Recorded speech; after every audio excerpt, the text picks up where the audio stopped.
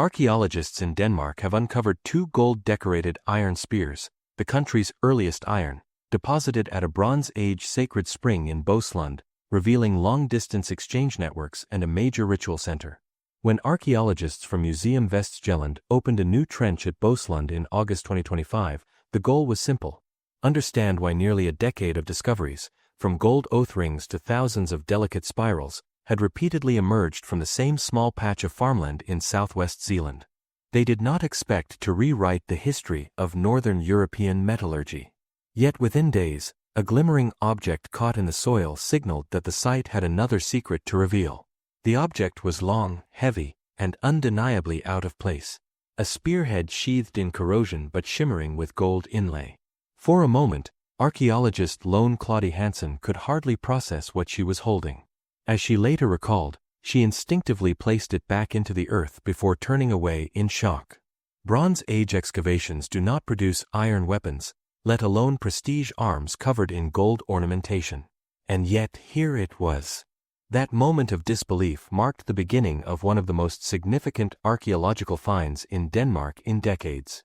By the end of the same day, the team uncovered a second spearhead nearly identical in form and decoration.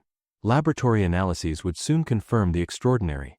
These weapons date to approximately 900 to 830 BCE, representing the earliest iron yet discovered in Denmark. The 2025 excavation had initially focused on the question that had puzzled researchers for years. Why had so many valuable ornaments, including 10 heavy gold oath rings and almost 2,200 tiny spirals, been deposited here? The answer emerged when archaeologists exposed a buried spring directly beneath the earlier gold finds. The waterlogged environment had preserved organic materials with exceptional clarity, allowing an AMS sample of birch pitch from a spearhead's protective sheath to anchor the dating with rare precision. The spring changes everything. It reveals that the wealth scattered across the field was not random loss, accidental deposition, or the remains of a plundered settlement. It was a ritual landscape. The gold objects had been intentionally placed beside and above the flowing water, mirroring traditions documented across Europe in which springs served as powerful portals for offerings to the divine. At Boeslund, this practice endured through centuries of the late Bronze Age, as evidenced by nearby cooking pits that point to repeated gatherings, feasts, and ceremonies. The newly discovered spears fit seamlessly into this ritual world. Their ornate gold decoration, revealed through detailed X-ray imaging, speaks to craftsmanship of the highest order. The best preserved example measures 47 centimeters in its surviving portion and is estimated to have reached about 60 centimeters in full length. Nothing comparable, neither in Denmark nor in the broader Nordic region, has ever been found. The chronology is one of the most startling elements of the discovery. Denmark's Iron Age traditionally begins several centuries after these spears were produced.